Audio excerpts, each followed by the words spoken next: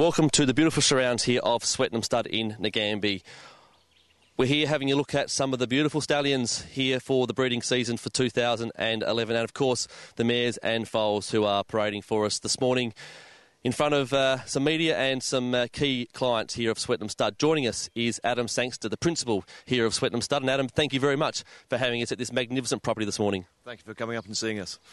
It's a wonderful property that you've got under your care now, and Swettenham Stud is a famous name in Australian racing, and a famous name that your famous father started many years ago. Absolutely. My father, sorely missed, I must admit, started our operation here in Australia. I mean, actually, it was many years ago, really, but we did hide behind the guise of other studs, and it was in 1989 that we actually purchased Collinggrove up in the Hunter Valley. Really, in order to buy Rory's Jester, we had to purchase the property with Colin Hayes. And then in 1995, we came down here after they announced Super Vobis, and of course Super Vobis was naturally a great Victorian incentive, and we brought down Rory's Jester. So we went down and had a look at some various properties, and really taking advice from some great peers in the industry. The late Bill Stutt basically said, listen, just go north of the divide and make sure you're on the river. And Dad said, well, make sure you're next to a vineyard. And, you know, we're next door to Michelin and to Bilk. And it's 900 acres, and it's beautiful property. We've got 3 kilometres of river frontage on the Goulburn River, and, some great broodmare farms and around us.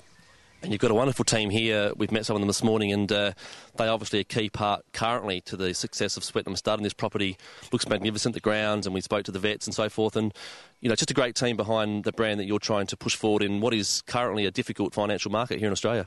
Oh, that's right. I mean, it's no different to any other year that we're on the front foot having a go, but you're absolutely spot on. I mean, Dr. John Hurley's been with us for over 18, 19 years. Alan Morton, my manager, I mean, he's been with us for 22 years. I mean, we've got 5 families living on the property, 14 staff come in every day. The gardens, as you see around you are, time honoured. They've in one of the top 100 gardens of Australia, and it's, I'm very lucky to have good people around me, and, it's something which we are in. We are sort of making sure that we're meeting the market demands, and it's all about your clients. And my passion is really to try and change someone's address, which you can do by breeding a racehorse for someone, or letting them invest in a horse. I mean, it really can take them to a position that no one ever would dream of, and you hear it from some of the great racehorse owners of the world where it's taken them to. You mentioned quickly earlier about Rory's Jester and the stallion that you brought out here to Australia, and you said you've got 7 standing here this breeding season that's coming to a close shortly, and they look to have done well this year given the climate. But Equiano was a horse that you brought out who was a dual Group 1 winner in England, and that must have been a great coup for the stud and for the farm and for you. And how's he gone this season? Oh, he's gone super. He really has. His fertility is great. And, breeders have come up, they've seen him. He's a very well-proportioned, well-balanced horse, and he's just, his sireline acclamation is he's the hottest sire in Europe at the moment. I mean, they just put up his service fee from 15,000 euros to 30,000. He could have gone to 50,000. I mean, he's got over 350 applications.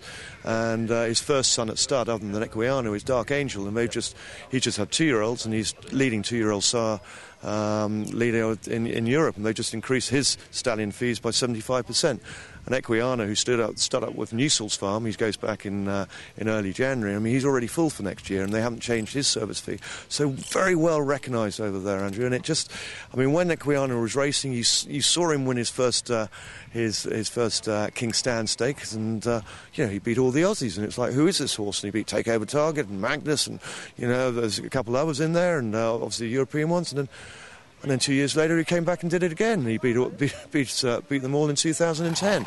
And he was on the pace, speed horse, strong. And you'll continue to shuttle stallions out here in the future, given the success of Equiano and, of course, Rory's Jester in the past? Absolutely. We probably this year will probably go for a domestic. I think by bringing too many a bloodline out, you've just got to back your bloodline without really polluting it, and by bringing too many other ones out. And we've got Host and Soldier's Tale who are just having 2-year-old runners at the moment. So they're international horses. So really it's Equiano. We're now looking for a domestic horse, and really the way Victoria's going, it'll be good to get partners together and really try and secure a big horse. Great, Adam, thank you very much for having us here in this beautiful property up here at Nagambie, Swettenham Stud this morning. We wish you very well with the success of the farm and the business going forward. Good man, thanks for coming up. Thanks. Adam Sangster there joining us here at Swettenham Stud as we look at the beautiful surrounds and the stallions here at this magnificent property.